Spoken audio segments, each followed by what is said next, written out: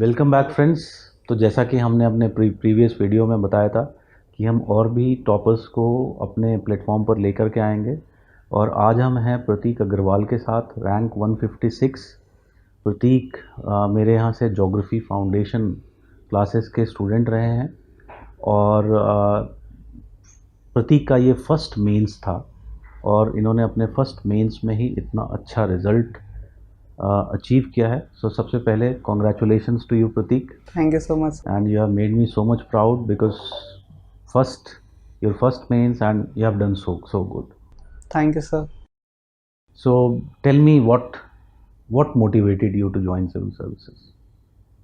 Sir, post my engineering, that is my graduation, I was not satisfied that I would go for a corporate job because that would limit me to a sector.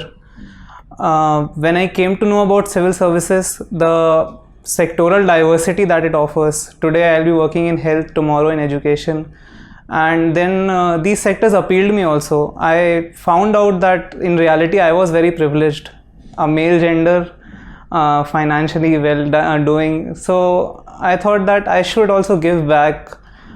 The real motivation was this, and then when I started studying, I found interest also in geography, in history, in polity. So that continued appealing me throughout the journey. So we'll come to the geography optional specifically, but उससे पहले बाकी कुछ बात कर लेते हैं, because अभी जैसे we know that कि prelims Yes, अभी sir. अभी हुए हैं. So तुमने भी prelims दिया था? Yes, sir, I attempted this year. तो what was your strategy between the time period when you wrote the prelims and the results were declared for the prelims? Almost 20-25 days मिलते हैं. Yes, sir. So what did you do during that period? Sir, in the 20 days, I first calculated the scores using multiple answer keys, and I was getting above 110 in almost all the answer keys. So I was sure that I will clear this year. Then I had to decide how much time I have to give to my optional and GS, because my optional in classes were mostly complete, and the notes were ready, the printed material which was given. I started to work on the weak areas initially. The weak areas were essay and ethics. So I decided that first month I'll give to essay, ethics and geography also, and I'll see after the results. I'll full-fledgedly start with other GS parts also, because those parts I was relatively more comfortable with. So that is also a very good strategy. मैं भी यही चीज़ बच्चों को बताता हूँ, because what happens कि आप GS already पढ़ रहे होते हैं प्रीलिम्स के टाइम में. Yes. अदर एरियाज, जो छूटे हुए एरियाज होते हैं वो होता है आपका ऑप्शनल और ethics paper 4. Yes, sir. So ideally जब हम ये जो टाइम पीरियड होता है उससे अगर हम स्टार्ट करते हैं तो that is like very good, क्योंकि काफ़ी टाइम से हमने इस टॉपिक्स को पढ़ा नहीं होता. और मेंस के लिए, जीएस के लिए तुमने अपनी प्रिपरेशन कैसे की थी? सर, प्रीलिम्स की प्रिपरेशन के बाद ये चीज़ रियलाइज़ हो गई थी कि UPSC will not go out of the syllabus, and the main syllabus is very comprehensive. So studying the PYQs of 10 years and syllabus, I got it printed, and I categorized each question in terms of PYQ, in terms of syllabus, and I found out that the term mentioned in the syllabus is directly asked. Like अगर liberalization mentioned है तो उस पर question आ रहा है, अगर education के methods mentioned है GS3 में तो उस पर क्वेश्चन आएगा, एंड सेम वे GS4 में भी 1-2 everywhere this works. So I had decided that I will stick to the topic. For whichever topics I have notes made, I will stick to the notes. For topics which are non-conventional, जैसे governance है या social justice है, so those I will do it only limited only. I won't go on reading and wasting my time. So in that way I limited my sources also, my material also, and the amount of study that I had to do. Sir, post my papers I use to feel that मैं lucky हूँ क्या, क्योंकि जो मेरे को आता था वही आ गया, जो मैंने स्किप किया वो नहीं आया. So this realisation today, if I look back, it is because I did what was needed. That is the thing, you have to zero down on the things which you will be preparing, and you have to consolidate those area. Civil services के preparation में हम बार बार students को समझाने की कोशिश करते हैं कि आपको अपने कंटेंट को लिमिटेड रखना है और उसको बार बार पढ़ना है। मैं कितनी बार तुम लोगों को क्लास में ये बोलता था, गुस्सा भी होता था कितनी बार कि तुम लोगों को अभी मैं एक टेस्ट दे दूंगा, इनका मेरा बहुत फेमस डायलॉग है, तो सबकी वाट लग जाएगी क्योंकि तुम लोगों ने जो पढ़ाया जा रहा है वो किया नहीं है और सबको ज़्यादा ज़्यादा पढ़ना है। Yes sir. तो प्रतीक, अगर मैं पूछूं तुमसे कि ज्योग्राफी में, क्योंकि देखो ज्योग्राफी में अगर हम देखते हैं तो बहुत सारे तरह के परसेप्शंस बने हुए हैं, अगर हम देखें ज्योग्राफी ऑप्शनल को लेकर के। Yes sir. और ज्योग्राफी को लेकर के तुम्हारा एक्सपीरियंस क्या रहा? सर परसेप्शन के बारे में पहले बताता हूँ, क्योंकि जब से रिज़ल्ट आया है I have been getting a lot of calls, तो लोग ये बोल रहे हैं कि ज्योग्राफी के साथ रैंक आ गया क्या तेरा, तो वो अच्छी बात है। सो पर मेरे को in this journey of 3 years with you also and without you also when I was self studying, I didn't feel that this is the issue कि geography is a issue, because the syllabus, we have the syllabus, we have the questions, everything is to be done in that manner only. We don't need to go deep into books. PhD नहीं करनी है, जो problem हो जाती है technical, जैसे geography थोड़ा technical है। So my experience has been very satisfactory because whatever I have put in has been rewarding in that manner in terms of the marks which I have received. And certainly because you are writing for the first time, you have achieved very, very good marks. And this year the marks of selected students have been in that range of 260s, 270s. So your marks have been very, very good. और तुम, क्योंकि हमारे यहाँ से foundation classes तुमने की थी। Yes. तो फाउंडेशन क्लासेस का इम्पैक्ट क्या रहा तुम्हारे ज्योग्राफी की प्रिपरेशन में? सर फाउंडेशन क्लासेस का इम्पैक्ट ज्योग्राफी में रहा, वो तो ऑब्वियसली ज्योग्राफी का था, पर उसके अलावा मेरी पूरी प्रिपरेशन में भी इसका इम्पैक्ट था।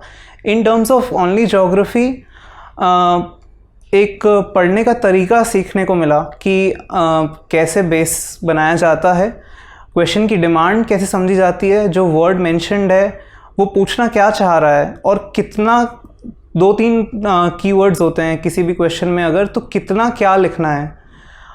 लोग सोचते हैं कि हम डायग्राम बनाएंगे, इंटेंशनली एक माइंड में रहता है कि डायग्राम तो बनाना ही है, पर डायग्राम नेचुरली आना चाहिए, उस आंसर को जस्टिफाई करना चाहिए।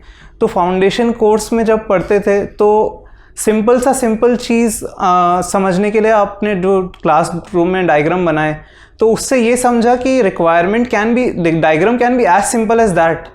एकदम टफ मैप नहीं बनाना है जो बुक्स में दिया होता है। एग्जामिनर को भी पता है कि लिमिटेशंस हैं, तो उस टर्म्स में ज्योग्राफी ऑप्शनल कोर्स में ये हेल्प हुई। और जो मैं दूसरे बाकी सब्जेक्ट्स में भी बोल रहा था, तो वो इसी कोर्स की वजह से मैं समझ पाया कि आंसर राइटिंग शुरू कैसे करते हैं, क्योंकि इनिशियली सबको ये चीज़ की हाइप होती है कि आंसर राइटिंग करना है, पर आउटपुट जो अपन इनपुट डाल रहे हैं उसका आउटपुट क्या होना चाहिए वो क्लास में समझ रहा था जो आप बताते थे। यही होता है कि बच्चे जो हैं, एक इनिशियल जो इनर्शिया है उसको ब्रेक करना बहुत ज़रूरी है, और उसको ब्रेक करने के बहुत सारे तरीके होते हैं।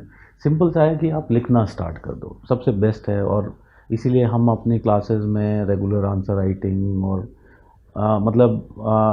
लिटरली ये मैं एज अ स्टूडेंट जब मैं खुद पढ़ता था तो मैं देखता था कि टीचर्स बहुत सारी बातें करते हैं, लेकिन क्लास में कभी भी कोई टीचर आंसर लिख करके नहीं दिखाता था। Yes sir.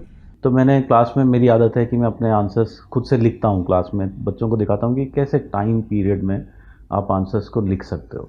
तो क्योंकि मुझे पता है कि मैं जब स्टूडेंट था, मुझे किसी ने ये दिया होता तो उसका बहुत फ़ायदा होता, तो वो मैं कोर करने की कोशिश करता हूँ। तो प्रतीक के इंटरव्यू में बहुत अच्छे मार्क्स हैं और बहुत हाई मार्क्स हैं, 195 मार्क्स हैं। तो स्पेसिफिकली तुमने कुछ अलग किया इंटरव्यू के लिए, ऐसा कुछ? सर अलग तो कुछ नहीं किया। जो ट्रेडिशनली चीज़ें होती हैं, डैफ को प्रिपेयर करना है अच्छे से थॉरोली, और मॉक इंटरव्यूज़ देने हैं ताकि एक वो जो ड्रिल होता है, मैनरिज्म होता है, टिकट्स होते हैं इंटरव्यू के, वो समझ आएँ। और बात करने में, कम्युनिकेशन में फ्लुएंसी, लैंग्वेज में आर्टिकुलेशन अच्छा होना चाहिए। तो ये सब चीज़ों पे काम किया। मॉक दिए थे मैंने, 8 से 10 मॉक दिए, फिर 10 दिन पहले बंद कर दिए, और जो रिव्यूज़ थे, जो गलतियाँ थी, उस पर काम किया, अपने कंटेंट को और बिल्डअप किया जो डैफ का था, और सरप्राइजिंगली फिर इंटरव्यू 100% डैफ बेस्ड हो गया। तो that worked in my favour. So Prateek, do you have any advice for the future students जो इस साल अपीयर करेंगे या फ्यूचर में अपीयर करने वाले हैं? Sir, I would say that for every student, beginner or experienced candidate, what worked for me and what I think will work for them is do your daily targets consistently. आप अगर long term में सोचते हैं आपको exam clear करना है, पर short term में आप अगर अपना काम करेंगे, रोज़ अगर आपको 6 घंटे करना है तो आप करिए 6 घंटे। ऐसा नहीं कि आप एक दिन 12 घंटे कर लिया आपने, फिर 2 दिन छूट गया, तो उससे सर वो माइंडसेट भी नहीं बन पाता और कंसिस्टेंसी नहीं आ पाती, और एंड में सर भले ही एक अटेम्प्ट में क्लियर नहीं हो रहा अगर किसी का, पर आई थिंक दैट ये सब काउंट होता है। ये छोटी छोटी चीज़ें मिला के ही आपको एक सरप्राइजिंग रिजल्ट देगी सर। आपको स्टार्टिंग में नहीं पता चलेगा, जब आप आंसर लिखना स्टार्ट करते हैं तो क्या इंप्रूवमेंट्स हो रहे हैं डेली लिखने से, वो आपको एक दिन में नहीं पता चलेगा, 2 दिन में नहीं पता चलेगा, 15 दिन में भी नहीं पता चलेगा। बट जब 1 मंथ बीत जाएगा तब आप देखोगे कि एग्जैक्टली कितना इम्प्रूवमेंट वो अचानक से दिखने लगता है। सो ये बहुत अच्छी बात बोली प्रतीक तुमने, एंड डेफिनेटली ये मुझे भी लगता है कि अगर स्टूडेंट्स कंसिस्टेंटली, क्योंकि मैं सुनता हूँ कि लोग बात करते हैं कि इतने घंटे हमने पढ़ना चाहिए, ये करता हूँ वो करता हूँ। मैं सिंपली कहता हूँ कि आप 6 घंटे पढ़ो, 8 घंटे पढ़ो, बट मेक इट कंसिस्टेंट। वो बहुत बड़ा इम्पॉर्टेंट फैक्टर है जो सिलेक्शन में काम आता है। ज्योग्राफी के लिए कुछ स्पेसिफिकली एडवाइस देना चाहोगे? सर, ज्योग्राफी ऑप्शनल में आई थिंक स्टूडेंट्स को एक बार प्रिपेयर करते टाइम जब एक सफिशिएंट डेप्थ बन गई है तो उनको आइडेंटिफाई करना चाहिए पेपर देख के कि जो सिलेक्टिव क्वेश्चन उन्हें अटेम्प्ट करने हैं वो उनकी स्ट्रेंथ क्या है। उनकी स्ट्रेंथ अगर फिज़िकल ज्योग्राफी है तो वो फिज़िकल ज्योग्राफी में उतना इन्वेस्टमेंट करें, अगर ह्यूमन ज्योग्राफी है तो उसमें उतना इन्वेस्टमेंट करें। पेपर 2 के लिए सर स्पेसिफिकली प्रैक्टिस करें कि पेपर 1 का यूज़ कैसे करा जाए, थ्योरीज़ कैसे मेंशन की जाए, क्योंकि पेपर 2 अगर देखें आजकल तो ऐसा लगेगा जीएस का पेपर है, पर वो नहीं है पेपर। उसमें आपको थ्योरीज़ डालनी है, नाम डालने हैं, जो थॉट्स हैं, पर्सपेक्टिव्स हैं, वो मेंशन करने हैं। भले ही पर्सपेक्टिव से क्वेश्चन ना आए, पर it is the bedrock of all the questions. तो इसलिए अपनी स्ट्रेंथ आइडेंटिफाई करो और एक कॉन्शियस डिसीजन लो। ये स्ट्रैटेजी पेपर में काम आएगी सर, तब सोचना नहीं पड़ेगा। तो तुम्हारे कौन से स्ट्रेंथ एरियाज थे? सर मैंने आइडेंटिफाई किया था पेपर 2 में, क्योंकि क्लास में अपन ने पार्ट 2 में ह्यूमन ज्योग्राफी में क्लास में बहुत डीपली टॉपिक्स करे थे। पर्सपेक्टिव्स जो है, सेटलमेंट एंड ह्यूमन ज्योग्राफी है, इकोनॉमिक ज्योग्राफी है। तो मैंने चॉइस कर लिया था कि मैं जब तक कि कोई बहुत सरप्राइजिंग क्वेश्चन नहीं आता मैं इसके 2 क्वेश्चन अटेम्प्ट करूँगा, और नहीं आता सरप्राइजिंग क्योंकि सब कुछ कवर हो ही जाता है। तो मैं भी यही बच्चों को बताता हूँ कि जब आप अपने प्रीवियस रिजल्ट्स को देखोगे, जिन्होंने एग्ज़ाम दिया है, फेलियर्स फेस किए हैं, तो एक जो सबसे बड़ा जो इशू रहा वो यही था कि आप बहुत कंफ्यूज्ड थे। तो फ्यूचर में आपको सबसे इम्पॉर्टेंट जो चीज़ करनी है, इस कन्फ्यूजन को दूर करना है, और वो तभी दूर होगा जब आप ज़ीरो डाउन कर लोगे कि आपको क्या करना है, क्या नहीं करना है। याद रखना कि हर एक चीज़ लाइफ में जो होती है ना, एक ब्रोकन क्लॉक भी जो होता है वो दिन में 2 बार सही समय दिखाता है।